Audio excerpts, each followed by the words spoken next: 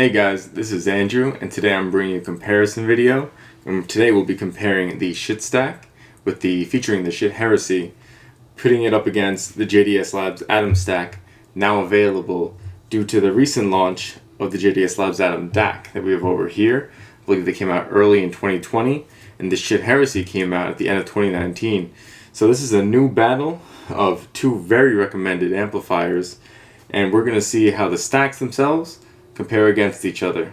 Let's go. Our first topic of comparison is going to be the build quality. And this is actually the easiest distinction to make between the two, because in my opinion there's a very clear winner here.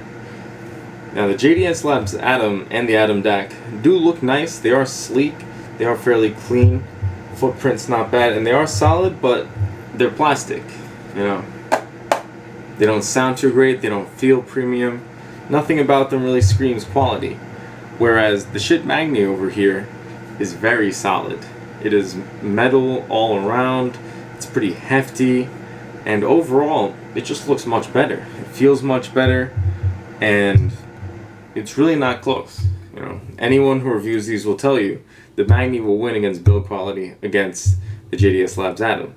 They also say the liquid spark beats all of them, and that may be true, but for this comparison, this is a pretty easy one, where the Magni just beats the JDS Labs Atom stack all the way through.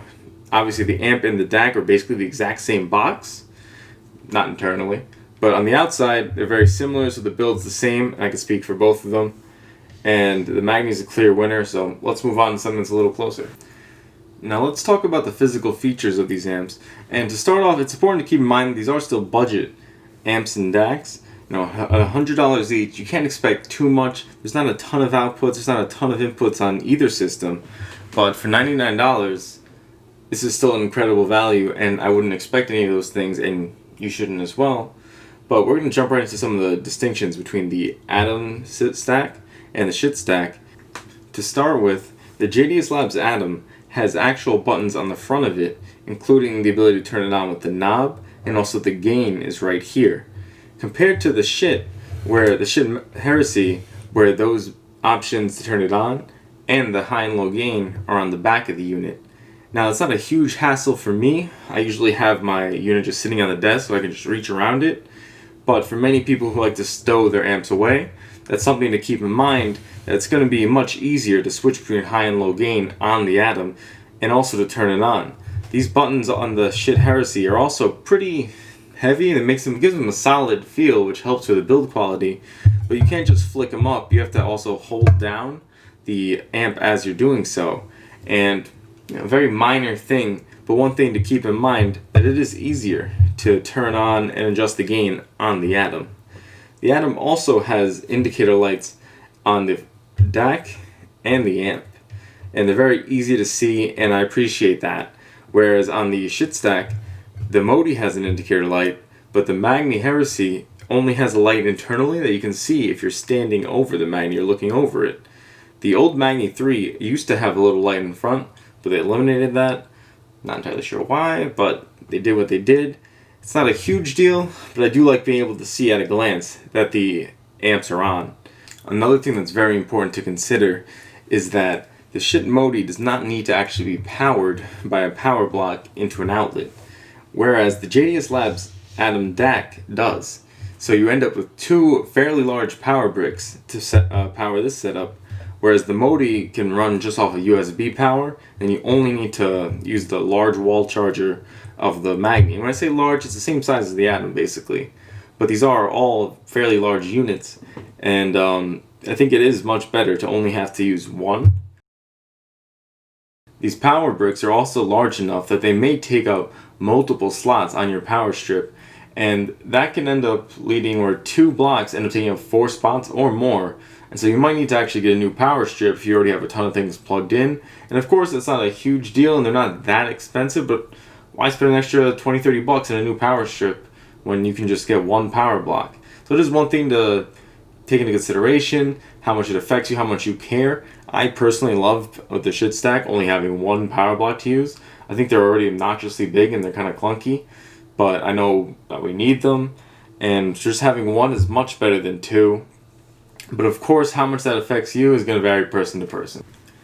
Getting into performance, we'll start with the power specs, and the Schiit Magni Heresy can actually put out a whopping 2.4 watts at 32 ohms, and at similar 32 ohms to JDS Labs Atom can only put out 1 watt. So there's a notable power difference there, and that's up to 600 ohms. The Schiit Heresy can put out, I think, 215 milliwatts to the Atom's 125. So there's a lot more power to be had for the same price. So for a power to price ratio, the Schiit Magni is really killing it. But overall, power doesn't always mean performance. That's very important to keep in mind. And just because you have more power doesn't mean you're going to be able to listen to, more harder to drive headphones and actually hear things better and hear higher sound quality, more with the Schiit Magni 3, we saw that. Where the regular Schiit Magni 3, not the 3 Plus, it had a lot of power, but when you started to actually push it hard, there was a lot of distortion, there was a lot of glare, and it just didn't sound good. Even if you had moderately hard to drive headphones, you would have rather had an Atom as opposed to a Magni 3 just for clarity purposes. There's no point of having all that power if it's not actually going to put out a good sound for you. Fortunately, this time around, Schiit really got it right, and their amp is very clear. Actually, both of these amps are extremely clear, and they don't put their own sound or any spin on it. It's just very clear, true to the music, true to the sound. And for that reason, the sound and performance comparison is actually very short in this part of the video, unfortunately, because they're very similar. I've even read on the internet, I've been diving around to see what other people think to try and confirm what I'm seeing, which is that there's very little difference between these two amps in terms of audible performance. Many people in a blind test can't tell the difference, and for most headphones, they're both just very clean. You can't go wrong with either of these amplifiers, and with the full stacks, it's very similar. I was switching a lot of different songs, different genres, and at almost every point, it was more or less the same kind of sound. Any distinction I would try and pick out, and I'd be like, oh, I think that was a little different, and I plug it back into the other one, and I'm like, no, it sounds about the same. The only real time I ever felt like I noticed a difference was when I hooked up my Beyerdynamic 880s, the 600 ohm version I have, and there I felt that with the Heresy, just a slight difference. Slight. It could be placebo for all I know, but I'm fairly confident I noticed a slight difference, and really just felt fuller. It was more enjoyable, a little bit of a fuller, richer experience. Listening to certain songs was more apparent than others. Others, honestly, it wasn't apparent. But when you're really listening, you could hear on just a few tracks with those 600 ohm headphones. That the Heresy, I think, just did a little bit of a better, very, very slightly better job than the Atom. But better is better. However, as we wrap up this video, it's really important to know these small details, especially with the sound, are very minute. And if you're just starting out, you've never had a headphone amp, you're going to be blown away with either of these stacks. And so as we wrap up this video, I just want to make it very clear that both of these are tremendous choices. Compared to just a few years ago, you could not get sound quality like either of these stacks produce at this price. And really, it's a testament to how far things have came in the last decade that we're even having this discussion with two stacks being this incredible, this detailed, and able to drive such a wide array of headphones. I mean, even though I said the Schiit stack, I think, drove the 880s a little better, it's a very small, and it's also one headphone. It's a small difference, it's one headphone, and for most people just starting out, you're probably not going to notice the difference. And also, I think the headphones where you might notice a bigger difference between the two because of the power are going to be very high-end or just very inefficient headphones, which for 90-95% of the headphones, I think you won't really be able to tell the difference between these two. And I think some of the headphones that really need a ton of power, a lot of them are going to cost over $1,000, $2,000. They might be very expensive, and it's unlikely that you're going to be pairing those kind of headphones with something like this. At that point, I think you would have upgraded your amp and your DAC a little more. But just to bring things home, I think both of these are tremendous choices. And for me, I lean towards the Schiit stack, and there's a few reasons to that. Some of the driving factors for me preferring the Schiit stack to the Atom stack has to be the build quality and also only needing one power brick to run this setup. Having 2 power bricks just adds another wire, which if you can set it up and forget it, is fine, but they do take up a lot of space, and unless you have a spaced out power strip, they might even block more plugs down the line, so when you have to plug something else in, you have to move things around, and I would just like to minimize the amount of plugs I have at any given time, so that's a big plus right there. The build quality is really good, and I must say both of these I believe are manufactured in the US, the Schiit stack and the JDS Atom stack, and I have no idea how they do it. For $100 to make something this good, especially Schiit with the build quality that they have, to put out amps and DACs for $100 each with this level of quality and this sound, it really is crazy how good of a value we're getting with either of these stacks. But for me, the Schiit stack is just a little better. I like the build.